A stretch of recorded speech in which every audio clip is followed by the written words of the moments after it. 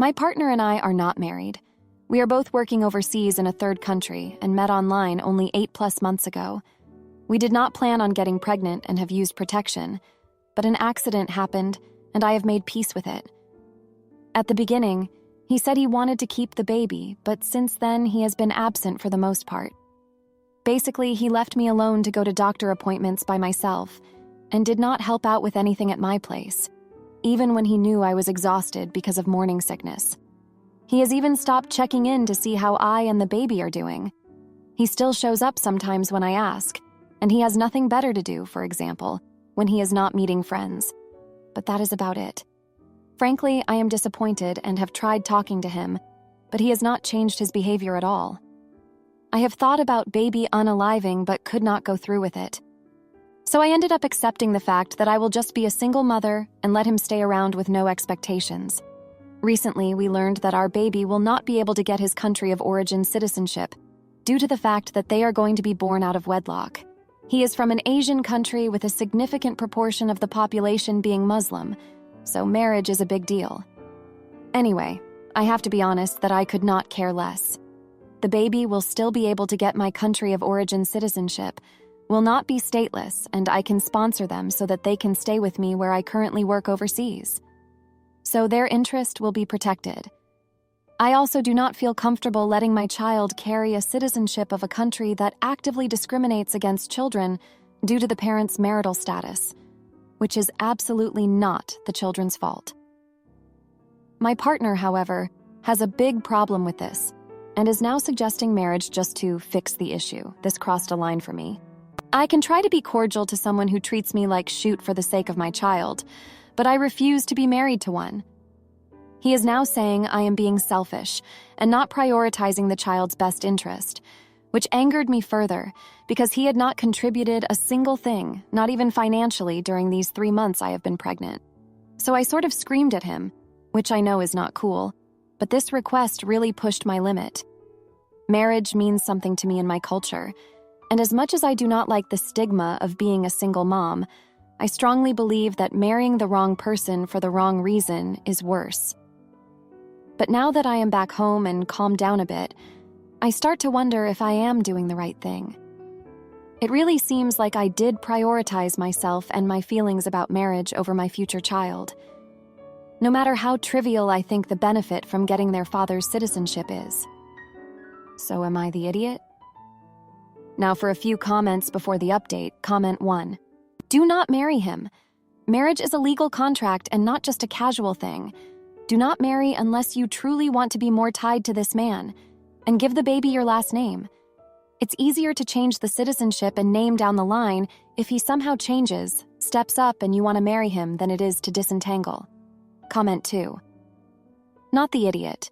Also, some Muslim countries have strange laws on children and wives being viewed as an extension of the man, so freedom of movement is limited. Essentially, if your kid traveled back to the country with him and your partner refused to return them, there wouldn't be anything that could be done, legally. Now, for the update. Hey everyone, thanks for all the comments and support on my last post. It's been a chaotic couple of weeks since then, so I wanted to give you all an update on what's been going on. After our big fight about getting married, things between my partner and I were really tense. We barely spoke for a few days, just exchanging necessary information about the pregnancy. I was still fuming over his audacity to suggest marriage after being so absent, and he seemed resentful that I wasn't jumping at the chance to fix the citizenship issue. About a week later, he showed up at my place unannounced, saying he wanted to talk. I reluctantly let him in, bracing myself for another argument. But to my surprise, he apologized for his behavior over the past few months. He admitted that he had been scared and overwhelmed by the unexpected pregnancy and had dealt with it by pulling away and avoiding responsibility. He said he realized now how unfair and hurtful that was to me, and that he wanted to step up and be there for me and the baby. I was caught off guard by his apology but appreciated his honesty. We had a long talk about our feelings and expectations going forward. He promised to come to doctor's appointments, help out more around my place, and start contributing financially. I agreed to keep communication open and let him be involved, but made it clear that marriage was still off the table for now. We both acknowledged that we had a lot of work to do to rebuild trust and figure out co-parenting, but were cautiously optimistic that we could make it work. Things were okay for about a week after that. He came to my next ultrasound appointment and even cooked dinner a couple times. I started to let my guard down a bit, thinking maybe he really had turned over a new leaf. But then, out of the blue, he told me he had to go back to his home country for a family emergency. His father had fallen ill suddenly, and he needed to be there. I was sympathetic, of course, but part of me couldn't help but wonder if this was just another excuse to bail when things got hard. He's been gone for a few days now, and I've barely heard from him. Just a couple brief texts letting me know he arrived safely and that his dad is stable but still in the hospital. I'm trying not to let my mind go to worst-case scenarios, but it's hard not to feel like I'm right back where I started, alone and unsure if I can count on him. To make matters worse, I found out from a mutual friend that the family emergency may not be the whole story. Apparently, right before he left, my partner had a huge blow-up with his parents when they found out about the pregnancy. They're very traditional and religious, and were furious that he got someone pregnant out of wedlock. There were threats to cut him off financially, kick him out of the family business, the whole 9 yards. I'm starting to wonder if part of his sudden turnaround and willingness to be involved was because he was afraid of his parents' reaction. And now that the cat's out of the bag, he's run off to deal with the fallout, leaving me alone to deal with the pregnancy as usual. I feel like I don't even know what to believe anymore. I know I should probably give him the benefit of the doubt, but it's getting harder and harder to have faith that he'll follow through on his promises. The more I think about it, the more I realize this kind of hot and cold behavior has been a pattern with him from the beginning. Even when we first met, he would be super attentive and romantic one minute, then distant and flaky the next. I guess I just chalked it up to him being a busy guy, but now I'm seeing it for the red flag it probably always was.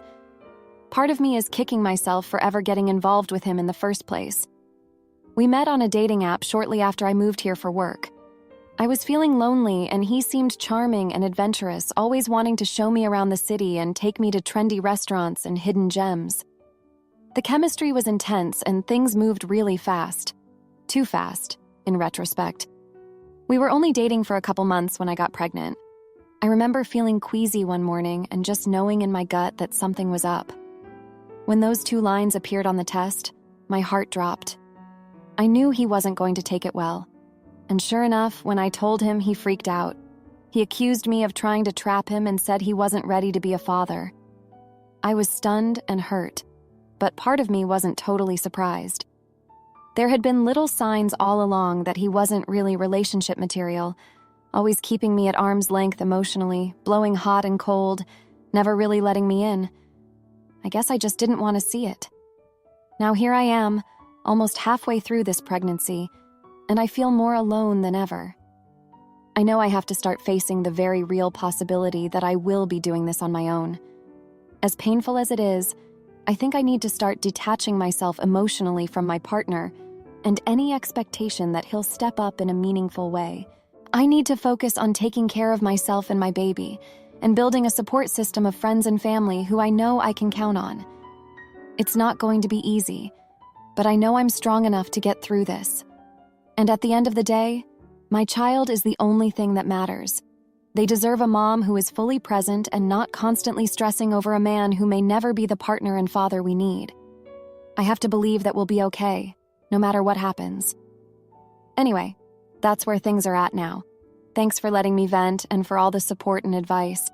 It really means a lot to know I'm not alone in this. I'll keep you all posted on any new developments. Wish me luck. My sister's husband made a move on me, and she asked me to keep quiet. So I told the whole family and watched their perfect little world crumble. With such a big age gap between my sister, 35 years old, the eldest, and me, 25 years old, the youngest, we have always been close, and I've called her my other mother for as long as I can remember. We've drifted as we've gotten older, but I will always view her as my protector. She has been with my brother-in-law, 35 years old, for a very long time, since I was about 13. They've both seen me grow up. I was never really truly close with him, but he was there and I looked to him as a big brother figure.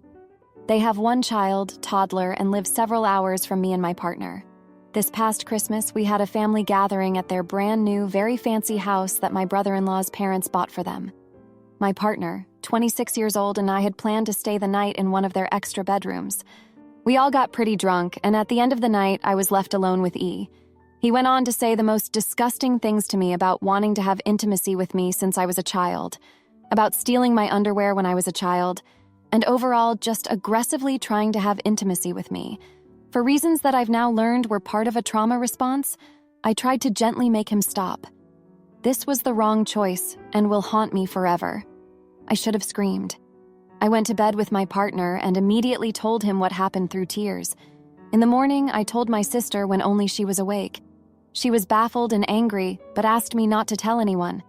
At that time, that was comforting, since I just wanted everything to go back to normal. Now months have passed and I'm not getting any better. I'm still hurt as if it were yesterday. My sister has told me since that he is getting better now, and it was the alcohol. I feel abandoned and like she doesn't see me as a person, just a lesson for her freaking creep of a husband. I can't pick up the phone when she calls. The best part is, now they're having another baby. She chose him. I don't know how to move forward. He ruined my family and stole my sister. I can't talk to my mom because now I'm holding their secret since my big sister asked me to. Should I tell my whole family? Should I make excuses not to go to family gatherings for the rest of my life? Nobody has noticed I'm spiraling. I want everyone to know who he really is, but I don't want to hurt my sister. Edits. Thank you all so much for your replies. I've been so alone in this. I didn't know how much I needed this help. Yes, I am in therapy, but need to up my frequency. For all the people asking, it was not just words. Relentless touching, grabbing, trying to kiss me, rubbing himself on me. But it was the words that hurt the most. Now for a few comments before the update. Comment 1. Not the idiot. Tell them you don't have to protect your sister or disgusting brother-in-law. He was stealing your underwear when you were a child. You are the victim here. You don't have to keep other people's secrets if it risks your own mental health. Just tell your family. If you don't want to do that, then pointedly refuse to be around him. And when your family asks, tell them why. If you still feel like you can't break the secret, tell them you refuse to be around him. And when they ask why, tell them your sister knows why. If she lies or obfuscates the truth, correct the record. Comment 2.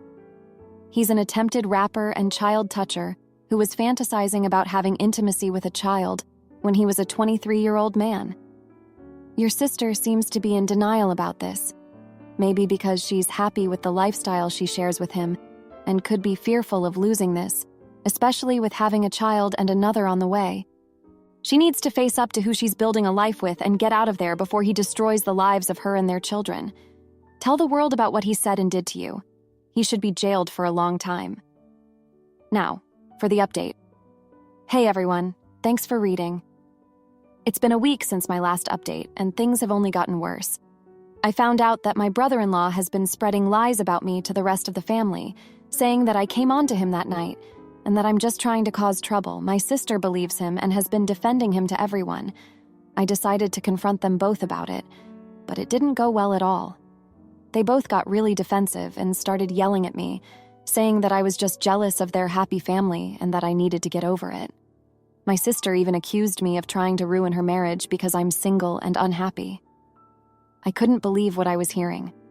I thought my sister would always have my back, but she's chosen him over me. It's like she's completely forgotten about all the times she protected me when we were kids, like when she stood up to the bullies who were picking on me in school. I left their house in tears and drove straight to my mom's place. I told her everything that had happened, from the incident at Christmas to the confrontation with my sister and brother-in-law. She was shocked and heartbroken, but she believed me. We talked for hours, and she told me some things about my sister's past that I never knew. Apparently, she had a history of dating hurtful men before she met my brother-in-law. My mom always worried about her, but she thought she had finally found a good guy. Now we both realize that he's just another aggressor, and my sister is too blinded by love to see it. My mom wants to confront them, but I'm afraid of what he might do. He's already shown that he's capable of lying and manipulating people to get what he wants. I feel like I'm losing my whole family because of him. My sister won't talk to me, and my mom is caught in the middle. I don't know what to do anymore. I'm seeing a therapist, but it's not enough. I feel like I'm drowning in my own pain and anger. The worst part is, I keep blaming myself for not screaming that night. I keep thinking that if I had just been louder or more forceful, none of this would have happened. But I know deep down that it's not my fault. He's the one who chose to do what he did, and he's the one who's tearing my family apart. I don't know what the future holds, but I know I can't keep living like this. I need to find a way to heal and move forward, even if it means cutting ties with my sister and brother-in-law. It breaks my heart to even think about it, but I know I deserve better than this. Thanks for listening, everyone. Writing this out has helped a little, but I know I still have a long way to go. I'll keep you updated on how things progress. My mother-in-law tried to sabotage our move to a peaceful rural life, so I cut her off and showed her who makes the decisions for my family. My wife, 32, and I, 32, just had our first child. We live in a small home in a super expensive area of Florida. My home is 1,300 square feet and not nearly worth what I can sell it for. We've been together for 5 years, and we've always spoken about moving to a small rural town to raise a family. And it seems our dreams are finally coming true. There's a small farming town about 60 miles, 1 hour from where we live. We found a beautiful home that we could raise a family in for a price well within our budget. All excited, we decided to share the news with our families. This is where things got crazy.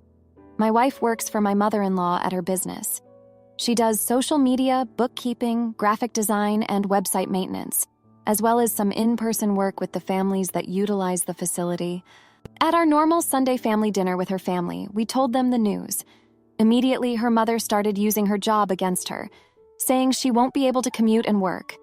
If she ever wants to run the business, she can't live out of town. Crap like that. I figure, okay, she's just upset.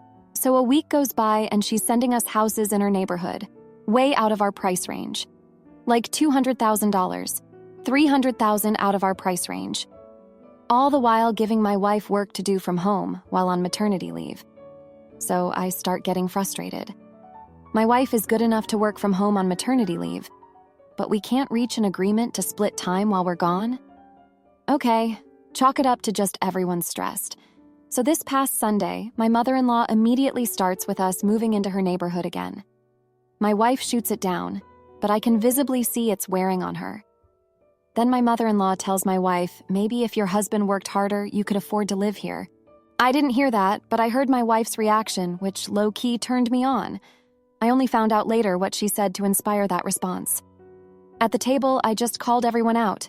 Said if it were up to me, we'd move to New Jersey with my family. But since that's not an option, we're going to stay in Florida and do what we think is best for us. Finally today, my mother-in-law called my wife into work, so she packed up our 2-month-old baby and went in. After having my wife plan some 6-week event that starts at the end of June, she started harassing my wife. She said I insulted her at her table in her home. My father-in-law called me impulsive. It got so bad that my wife came home and cried, which not only broke my heart but drove me to a rage. I have made the decision that my daughter and I will no longer attend family dinners. I left all group messages and removed myself from their family life 360. I haven't actually spoken to anyone, and I don't plan to. I'm livid and find their behavior to be disgusting. I used some pretty vulgar words to describe my mother-in-law to my wife. Sorry for the long write-up, but am I the jerk for blowing a fuse? Am I being pressuring? I keep telling my wife I support her no matter what she wants, but I'll never live in the same neighborhood as her parents. I feel like a jerk, but I think I'm justified. Now for a few comments before the update. Comment 1, saying she won't be able to commute and work. If she ever wants to run the business, she can't live out of town. Info. Is this true, or is the mother-in-law using it as an excuse to not want her daughter to move? Comment 2. Not the idiot. You and your wife make the decisions for your family, not your in-laws. Getting away from that crazy person sounds like the best thing you can do. Now, for the update. Hey everyone. It's been a week since my last post, and I wanted to give you all an update on what's been happening. First off, thanks for all the support and advice you gave me. It really helped me put things into perspective, So after my blow-up at the family dinner, things got even more complicated. My wife and I had a long talk about our future and what we wanted for our family. We both agreed that moving to the small farming town was still our dream, but we knew it wouldn't be easy with her mom's business and the pressure from her family. We decided to take a risk and have my wife talk to her mom about transitioning out of the business. She offered to train someone new and help find a replacement, but her mom wasn't having it. She guilt-tripped my wife, saying how much she needed her and how she couldn't trust anyone else with the business. It was a tough conversation, and my wife came home in tears. She felt torn between her family and our dreams. I tried to be supportive, but I could see how much it was weighing on her. Things took a turn for the worse when my mother-in-law showed up at our house unannounced. She started going off on me, saying I was tearing the family apart and that I was being selfish. I tried to stay calm, but it was hard with her yelling in my face. My wife stepped in and told her mom that she needed to leave. It was a tense moment, but I was proud of my wife for standing up for herself and our family. After that, we started looking into other options. We thought about my wife starting her own business or finding a remote job, but nothing seemed to pan out. We even considered moving to New Jersey to be closer to my family, but we knew that wasn't what we really wanted. As the weeks went by, the stress started to take its toll on our relationship. We were arguing more and more, and I could see the strain it was putting on my wife. She was trying to balance everything, but it was just too much. One night, after a particularly bad fight, my wife broke down and told me she didn't think she could do it anymore. She said she felt like she was being pulled in a million different directions and that she didn't know what to do. It broke my heart to see her like that, but I knew we needed to make a decision. We talked it over and decided that maybe moving wasn't the right choice for us right now. We still wanted to raise our family in a small town, but we knew we needed to find a way to make it work with her family and the business. It wasn't the outcome we wanted, but we knew it was the best decision for our family. We're still trying to figure out how to make it all work, but we're taking it one day at a time. Looking back, I realized that I let my anger and frustration get the best of me. I should have been more understanding of my wife's situation and the pressure she was under. I know now that we need to work together as a team and find a solution that works for both of us. It's been a tough week, but I'm hopeful that we'll find a way through this. Thanks again for all the support and advice. It means a lot to know that we're not alone in this. If you liked this video, you'll probably like these too.